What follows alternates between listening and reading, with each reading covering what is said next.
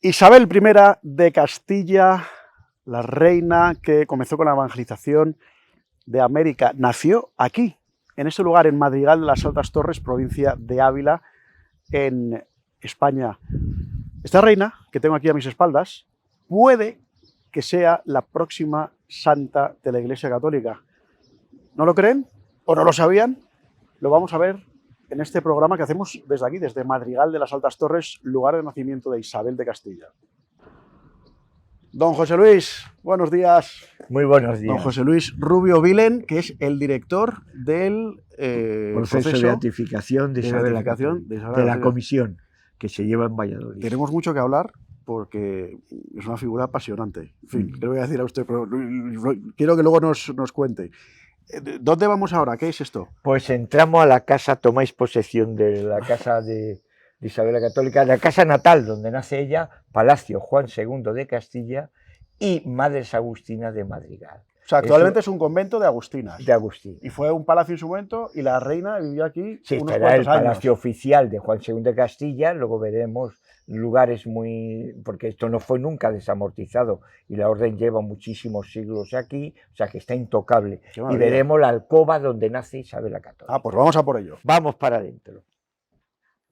Oiga, José Luis, qué maravilla, qué paz hay aquí, qué silencio. Qué tranquilidad, ¿verdad? Yo que vengo de la ciudad, esto es un oasis. Un oasis. Entonces estamos en el claustro del antiguo palacio de Juan II, que después se convierte en un convento de las Agustinas, que actualmente hay aquí, sigue habiendo Agustinas, 14, si no me equivoco. De forma ininterrumpida.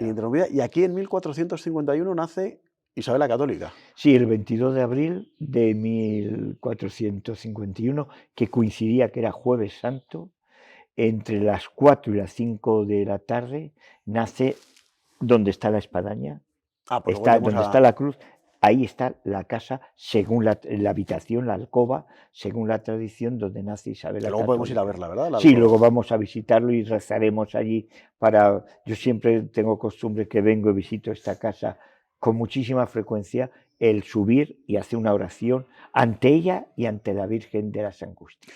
Oiga, y una cosa que a mí es lo primero que me viene a la cabeza y creo que a nuestros espectadores también. ¿Por qué una mujer que muere en el siglo XVI, en olor de santidad, y encima siendo una reina, ¿por qué no? O sea, ¿por qué ha pasado tanto tiempo hasta que se empieza? Porque realmente el proceso de canonización empieza formalmente en el siglo XX. Sí, se abre en el 69, a partir del 69 durante Pío XII, se abre mejor dicho, se abre en el 57 con Pío XII, que lo piden desde Argentina. ¿Lo piden en Argentina? Sí, de Argentina viene, lo piden a Pío XII para que se tenga en cuenta las virtudes heroicas de esta santa reina. ¿Y por qué pasa tanto tiempo? O sea, ¿por qué no se hace inmediatamente? ¿Por qué no se hace, verdad? Esa es una pregunta del cajón para mí. En la época que estamos de la prontitud de los WhatsApp y de los correos, entre los misterios de Dios. Hay que dejar siempre un margen en la religión nuestra, que es la cristiana, católica, apostólica, romana, concretamente, hay que dejar un margen al último pensamiento lo tiene Dios. ¿Por qué? Pues mira, yo como responsable no sabría contestar, pero entra ahí el misterio de Dios, no lo humano, sino lo divino. O sea, pero ella muere en olor de santidad, sí, tiene fama de santa, pero... Eso lo hemos descubierto no hace mucho, porque llegó un estudio hecho por la Universidad de Navarra, por Álvaro Fernández de Córdoba, Miralles, y en el discurso sermón que hace Ludovico Bruno, obispo de Acri, que cuando se celebran los funerales, ella muere el 26 de noviembre de 1504 en Medina del Campo, y los funerales se celebran en Roma, ante el Papa Julio II, en febrero, el 26 de febrero, unos meses después, porque la noticia llega con un mes y pico de retraso. Y vemos en ese, que eso es crucial, para mí, y el proceso es muy importante. Voy a decir por qué. Porque en aquel discurso, sermón que hace ante toda la curia romana, políticos y demás, la califica como beata santa. ¿Ah, sí? Sí, como beata santa, emplea la palabra beata y santísima fémina, dice, pero lo repite, y además mete argumentos el por qué esta persona, esta reina, muere en ese olor de santidad. Oiga, y entonces pasan 4 siglos. En Argentina, que yo no conocía ese dato, es muy curioso, en Argentina empieza o solicitan que empiece el proceso de beatificación. ¿Y por qué en Argentina? ¿Y quiénes son las personas que detectan, digamos, esto o empiezan con esa inquietud? En Argentina lo pide Berta Richter, que es una catedrática de la Universidad Católica de allí, de la capital de Buenos Aires, y pide a Pío XII en el 57 que tenga en cuenta las virtudes heroicas. Y Pío XII no lo deja en olvido. Pío XII cree en esa petición. Aquí hay 2 cosas providenciales y vamos a empezar a enumerar. Ella lleva allí el Evangelio, el Sí, claro. cristianismo. Isabel la Católica es, yo lo digo muchas veces, es la reina de la civilización del amor, porque al llevar el cristianismo a América, cuando se descubre el 12 de octubre de 1492, debemos de pensar que allí estaban en la edad de piedra. Y aquí estábamos ya entrando en los tiempos, bueno, mejor dicho, para los historiadores acabábamos de entrar en los tiempos modernos. Habíamos dejado la Edad Media, que es muy larga, baja, media y alta, con la conquista de Granada, del 2 de enero de 1492, y el descubrimiento de América unos meses después, de ese mismo año, ya para la historia, los historiadores empiezan los tiempos modernos. Fíjate que allí cuando se descubre estaba en la Edad de Piedra. Yo creo que aquí una cosa providencial, devuelve a América lo que ella llevó. Claro. Pero los detractores muchas veces lo primero que sacan es el tema de la expulsión de los judíos. ¿Eso sería, digamos, el principal impedimento? No, hombre, no, esos son los O al mitos menos que lo que se quedan, oye sí, más. los mitos que quedan para la gente que no son estudiosos o no son devotos o miran la vida desde un relativismo. Vamos a ver, el proceso, un proceso es una cosa larga, una cosa larga. Entonces, un proceso, la parte histórica ya quedó terminada. Y en la parte histórica de 27 tomos y de muchísimos años de investigación que se envía a Roma, quedó no solo eso claro, quedó la parte judía, la parte de la Inquisición, las capitulaciones de su matrimonio con Fernando, que eran primos. Sí, pero que todavía queda, hay muchísima gente que todavía tiene eso.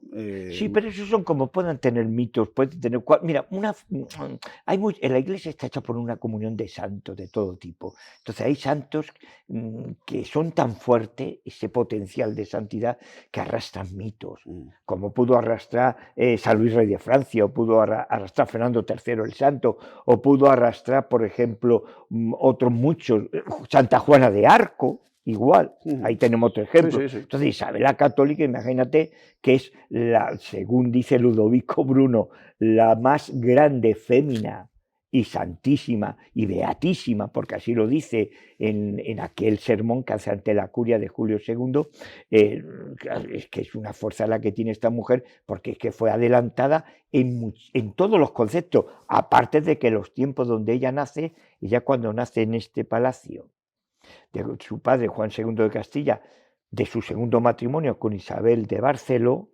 porque Isabel yo creo que apenas pudo recordar a su padre, porque a los 3 o 4 años de nacer muere su padre.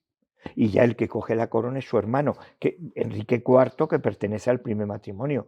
Entonces ella vive una niñez que eso viene muy bien, porque ahí, para mi punto de vista, también juega la providencia, con su hermano pequeñito, con su hermano también, Alfonso, viven apartado de toda la corrupción que había, ya le toca una época muy corrupta, vive en el señorío de Arévalo, que le toca por dote a Isabel de Barceló.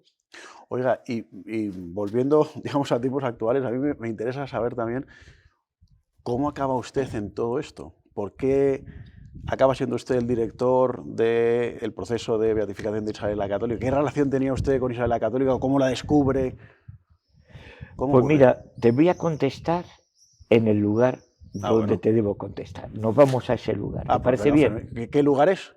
Pues un misterio, ahora lo veis. Venga, pues Así vamos. dejamos intrigado a todos. Venga, pues vamos para allá. ¿Por dónde vamos, padre? Pues vamos por ahí. Venga, pues vamos para allá. Don José Luis, esto es lo que me quería enseñar. Cuéntenos, ¿qué es esta Virgen? ¿Y por qué tiene relación con usted? Que es lo que le preguntaba afuera. Claro, por eso te he dicho, digo, yo te quiero decir Claro, dónde claro. viene mi vocación. Isabel la Católica era devotísima de la Virgen de las Angustias. Está la Virgen del Mar, que luego la madre de este convento, la Madre Pilar, es la que transmite toda la sabiduría de las personas mayores a las nuevas generaciones. Sí. Entonces yo quiero que sea ella la que cuente la historia, que es muy bonita, de esta Virgen de las Angustias. Pues. Imagen de estilo borgoñón, una angustia preciosísima. Ella esto lo lleva dentro. Yo cuando me viene la vocación me viene porque empecé a colaborar en el proceso de beatificación de Isabel, claro. ¿Y por qué quiso colaborar? Sí. Ah, ¿Se lo pidieron o porque usted...? No, me lo pidieron, claro. A mí me pidieron que ayudara, eché una mano cuando se cumplían los 500 años del fallecimiento de ella, más que nada porque íbamos a hacer actos en Valladolid, en distintos lugares, y en Granada, yo soy granadino. Entonces, al pedirme eso, pues yo me metí, estaba don Vicente Vara Sanz, entonces de presidente, de director de la comisión, presidente. ¿Y usted empezó a investigar? No, empecé allí a ayudar, sin más, ayudar en una forma muy espontánea, muy bonita, divertida, en una palabra. Y oye, muy bonito estas cosas. Acababa de terminar yo de un noviazgo que había tenido largo, pero como bien, 7, 8 años que había estado con una chica maravillosa. Y o sea, usted, pues, claro, evidentemente antes de ser yo era sacerdote, mayor. Usted tenía una novia, 7, 8 años, luego se mete de sacerdote y empieza a investigar la figura de Isabel la Católica. O sea, ¿usted la conocía bien la figura? No, yo he nacido en Granada y he nacido en una familia donde la hemos visto siempre santa. Hace poco ha salido un reportaje en El Ideal de Granada a doble página y lo digo allí. Yo he nacido en una familia donde hemos visto a Isabel santa. Vale. Y entonces, al ver la santa nace en esa niñez por mi padre, por mis padres, pues entonces lo tiene con una naturalidad de niñez. La ves santa Isabel y ya está. Y entonces yo le pedí a ella y digo, voy a bajar a Granada a procesionar ante Santa María de la Alhambra, que es una angustia que se venera en la Alhambra. Y sale todos los sábados santos. Y entonces mi vocación pues se la debo a Isabel, pero a esta vocación. Yo quería que la madre nos contara la historia. Madre, cuente la historia de esta angustia que se llama la Virgen del Mar. Virgen del Mar. Cuente la historia, que es muy bonita. Dice, esta santa imagen fue hallada en el mar y un capitán en un barco entró, la sacó y la dio al rey don Fernando, el cual la envió a 2 hijas a este Real Convento de Madrigal. O sea que esta imagen entonces estaba en el mar y apareció. Es lo que solo sabemos la historia por esa tabla. Qué gracia. Que estaba en él, y que la sacó un capitán y se la regaló a Fernando el Católico y él se la mandó a sus 2 hijas que estaban aquí. Y desde entonces está aquí, esta imagen. Ya en el otro convento, es que ya estábamos en el otro convento. Estaba en Extramuros, donde vamos a ir luego. Luego iremos a Extramuros.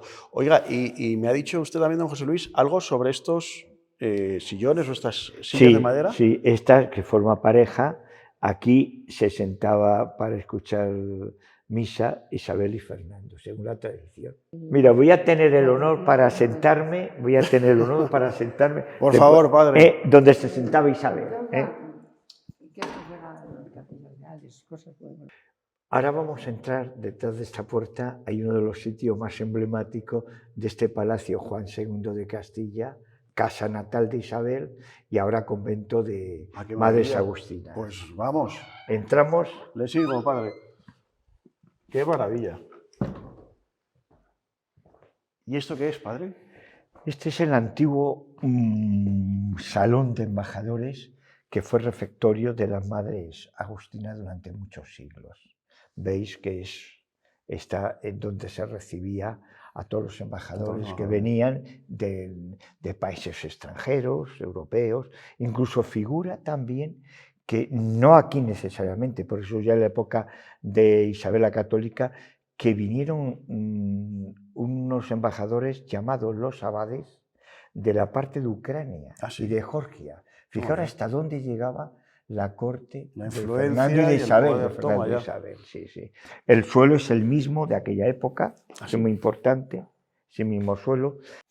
Don José Luis, ¿dónde vamos ahora? Pues vamos a ir a uno de los sitios para mí que más llevo en mi corazón de este convento, de este palacio, que es el lugar donde nace la alcoba, donde nace Isabel la Católica el 22 de abril de 1451. Estupendo. Pues vas a contemplar en qué lugar tan sencillo, tan sobrio, tan castellano, donde nace esta sierva de Dios y futura Santa Reina. Padre, porque precisamente la reina Isabel, una de sus virtudes fue la austeridad, la humildad. ¿Por qué fue santa? Pues yo creo que desde el momento que nace vamos a ver qué austeridad tuvo esta Santa Reina y también qué austeridad tenía Juan II de Castilla y su madre Isabel de Barceló, porque según la tradición la alcoba donde nace la que vamos a ver ahora. Vamos a ello. Este suelo es, don José Luis, el original. Este es el suelo que pisó Isabel la Católica. Este suelo lo pisó Isabel la Católica, su madre Isabel de Portugal, Juan II de Castilla. Es el mismo suelo que son losetas, no hay ningún igual, hecha cocida, ¿no? En los hornos que había de leña en aquellos siglos, y es el mismo suelo que... Por eso hay esta esterilla, claro, para que para no protegerla. sufra, para pisar por aquí los visitantes. Pues vamos, y hay que decir que como todos los conventos de religiosas, lo tienen impecable, madre.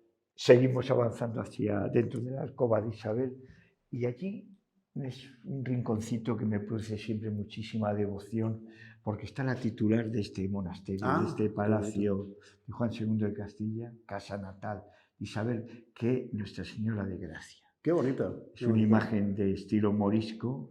Voy a darle un beso, siempre la saludo dándole un beso pues venga. a esta imagen. Usted primero y luego yo. Oiga, don José Luis, ¿y esto que estamos viendo, los turistas lo pueden ver? Sí, o sea, sí. ¿esto está accesible para el turismo? Sigue este mismo trayecto que estamos haciendo nosotros. Hombre, porque vale la pena... la alfombra para no desgastar el suelo original. Claro, o sea, vale la pena venir a Madrigal de las Altas Torres y poder visitar esto, es una joya. Esto, como yo digo, es el santuario de Isabel. Totalmente. Y esto ya, don José Luis, esto ya es la alcoba. Aquí es donde nace Isabel. Y la madre es la que sabe de esto, ¿verdad? Que nos va a explicar sobre la alcoba de la reina Isabel. En esta alcoba tan pequeña y tan sencilla es donde nace una de las reinas más poderosas del mundo. Sí, efectivamente. Según la tradición que nosotras hemos recibido, aquí es donde nació Isabel la Católica. Qué sitio más sencillo, Eso ¿verdad? Como Castilla tiene el clima, es muy extremado, muy frío en invierno y muy caliente en verano, pues tenían estas alcobas que eran solo para la cama. Y el resto de las cosas de un dormitorio pues estaban en la sala. Claro. Entramos a la iglesia de San Nicolás de Bari, que es donde fue bautizada Isabel la Católica, y vamos a ver la pila. Y hablar de la santidad de ella ante la pila bautismal. Estupendo. De Isabel. Padre, esto es la pila bautismal de Isabel la Católica. La voy a besar, como hago siempre. Aquí bautizaron a Isabel la Católica, no existe el día exacto, porque en aquellos siglos no se documentaba. Sí que sabemos que si ella nació un 22 de abril, a los pocos días fue bautizada aquí. Vino todo el cortejo del Palacio Juan II de Castilla, su madre Isabel de Barceló, y la bautizaron aquí. Y ha besado, padre, la pila porque usted está convencido de que Isabel la Católica, por todo lo que usted ha estudiado, evidentemente, ella es santa. ¿Usted cree que va a llegar santa? Bueno, por supuesto. ¿Sí? ¿Cómo está el proceso en Roma ahora? Bueno, me gustaría decir dos cosas de esta pila. En esta pila hay 3 personas santas, aunque todavía no están en los altares. Don Álvaro de Quiroga, arzobispo de Michoacán, México, que es hijo de Isabel la Católica también, porque es santo, porque allí llevó Isabel el Evangelio. Y Santa Catalina de Cristo también fueron bautizadas aquí. Fijaros qué tres grandes personas en esta pila bautismal. Una cosa es que se le dé veneración pública y otra cosa es que tú la consideres santa. Yo he nacido viendo la santa y a mí me ha importado tres narices que esté todavía pública o no públicamente. Yo la he visto santa y la he visto santa y le rezo como si fuera santa. Y además es que actúa, porque Isabel es muy viva en la santidad. Pero ¿y el proceso a nivel de rumor ahora mismo cómo está? Porque me imagino que tendrán que esperar un milagro, todo esto. No, el proceso está terminado, con milagro incluido. ¿Ah, sí? Con milagro incluido. ¿Cuál es? Cuéntanos el milagro, la curación de un tumor cerebral al padre Durán. Yo le conocí al padre Durán, ya murió, no murió del tumor cerebral, claro. Entonces la familia bajó a pedir en la Capilla Real de Granada, ante el sepulcro de los Reyes Católicos, de Isabel, y bajaron a pedirla a ella, la curación. ¿Y una curación milagrosa? Sí, de su hermano, sí, milagros. Y en ese mismo momento que estaba él en un coma profundo terminal, revivió cuando estaban pidiendo ante la tumba, el sepulcro de Isabel, la reliquia de Isabel. Y entonces ahora, ¿qué falta? Si ya hay milagro, ¿qué es lo siguiente que sería? Pues está todo terminado, el que den ya el pase, por así decirlo, hablando con palabras que la gente del pueblo de Dios lo entienda, el que ya diga, pues venga, adelante con todo. Manera de provocar ese adelante con todo, y mi misión no es estar quieto y pasivo y sentado, no, mi misión es una misión provocadora espiritualmente, es de provocación. Porque no tenemos que tener miedo, porque los santos no los da un papa, ni un obispo, ni yo como director de la comisión, ni un capellán real de Granada, la da Dios. Pero primero entonces sería nombrada beata, entiendo. Sí, venerable beata. Venerable beata. Eso es el primer paso que daría la Iglesia. Y luego ya sería el caso de santa. Pero ya haría falta otro milagro, entiendo. No necesariamente, no necesariamente. Antiguamente se pedían dos milagros, uno para ser venerable beata y otro para ya ser la canonización, ya ser santa. Ahora mismo no es necesario, con uno es suficiente. ¿Y usted se atreve a poner fecha de cuándo cree que la Santa Sede podría decretar que la reina Isabel la Católica pasa a ser beata? Hombre, eso está en los misterios de Dios, no está en el mío ni en el del Papa. Pero usted es el que tiene más información. A mí me gustaría, puesto que está todo terminado, hay que decirlo también, y la provocación que estamos haciendo espiritual siempre, para tirar ese muro que pueda haber, es una provocación con fuerza de corazones, de devoción popular. Hay muchísimos santos que solo han llegado a los altares por la fuerza de la devoción popular. San Isidro Labrador, por ejemplo, que me viene a la cabeza, la devoción popular es la que le elevó a los altares.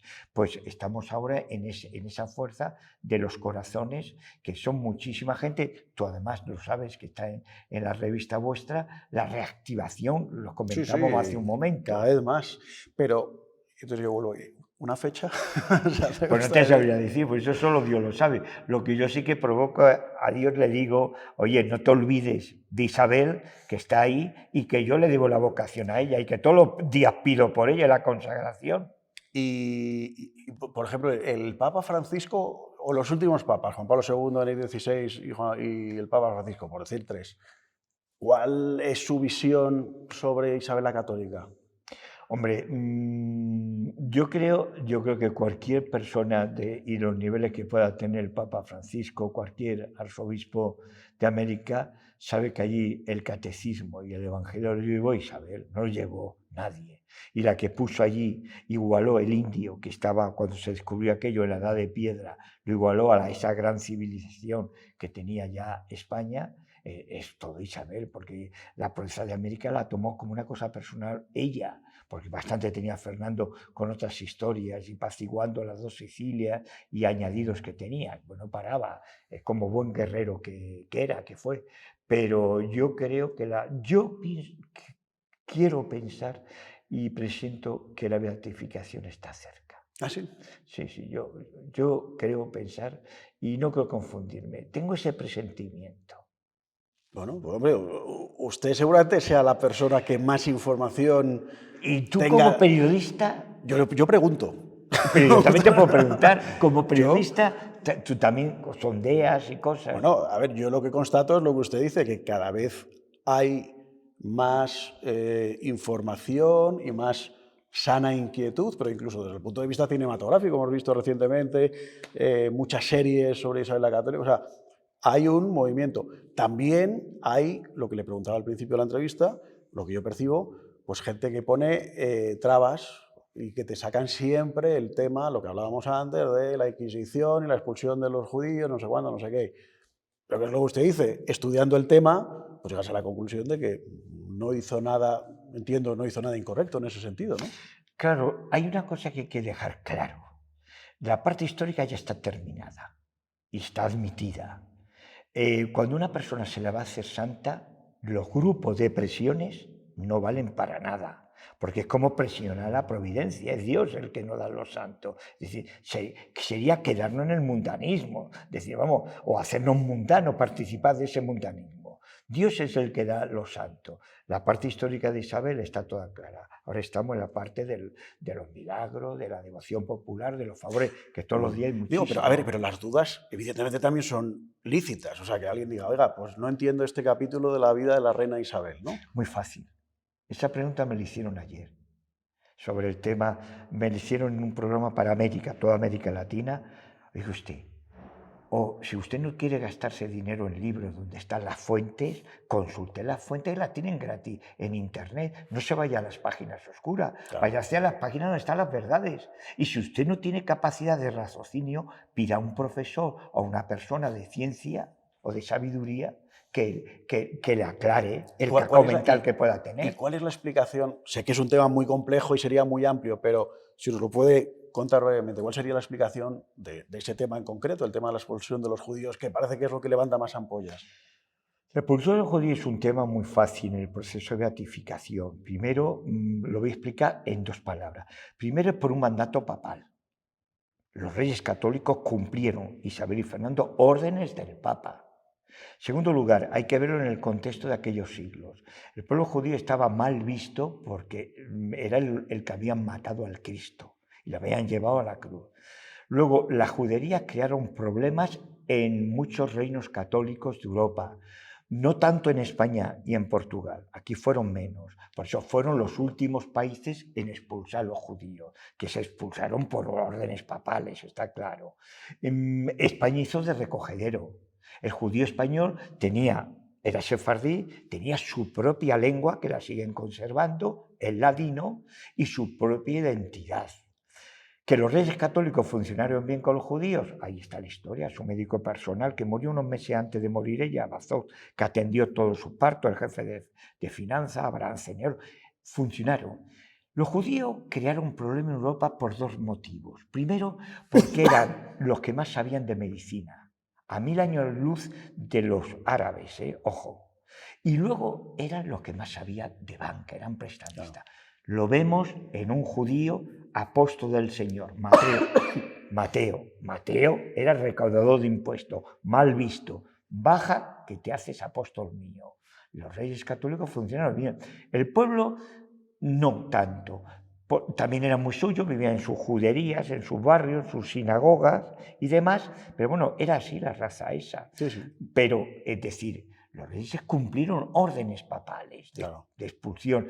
Fueron los últimos en expulsar. En Europa, sí. Y hicieron una cosa que esto quiero yo decirlo, que es muy importante. Ante la pila bautismal de Isabel, el único país de Europa, también Portugal lo hizo, de darle la opción de o te bautizas y puedes seguir igual. No tenemos más remedio, porque eran pueblos que tenían permiso de residencia. Entonces la expulsión no era decir, te vas por las malas, no, era suprimirle ese permiso de residencia. Y si le suprimía ese permiso de residencia, ya no podía residir en ese país. Claro. Eso era en toda Europa, era así. Entonces fue un suprimir ese permiso. Yo veo, bajo mi punto de vista, que se convirtieron muchísimo, que llevaban doble vida, algunos sí, pero lo vemos también en Pedro. Pedro discutía y ya estaba en el cristianismo, en nuestro primer papa, en privado, que seguía en muchas cosas siendo un judío auténtico, y era normal. Y los antepasados, perdón, por ejemplo, de Santa Teresa de Jesús, ella viene de familia Anda, judía y mi conversa familia, también. el fin es un apellido de origen judaico. No pasa nada. El otro día, por ejemplo, aquí en Madrigal, aquí, y en esta pila tenemos testimonios de judíos, admiradores de la reina, pero no judíos conversos, judíos que llevan colgado la estrella de David. Y admira a Isabel. Y le pregunté yo públicamente, está eso grabado, a la familia judía que pertenece a la sinagoga de la calle Balmes, donde cumplen ellos. Le digo yo, ¿cómo venís a estas cosas de Isabel? Contestaron textualmente ella, Tamara, porque Isabel se portó muy bien con el pueblo judío. Sí, Dios mío. No, ya. Así contestaron. Bueno. Padre, creo que ahora vamos a otro sitio. ¿Dónde nos vamos ahora? Nos vamos a ir ahora a Extramuros, al monasterio de Agustino, donde muere Fray Luis de León y donde la reina pasó 2 noches antes, según la tradición, de bajar a contraer matrimonio con Fernando. Perfecto, pues vamos para allá. Padre, entonces estamos ahora en el convento de los agustinos, Extramuros, estamos fuera de Madrigal de las Altas Torres, al lado. Fuera de los muros. ¿Y esto claro. qué? Cuéntanos. Pues este es un convento que perteneció a la Orden de los Agustinos, primero femenina, que cuando bajan al Palacio de Juan II de Castilla, casa natal de Isabel la Católica, entran de la misma orden los hombres, la orden de hombres de los agustinos.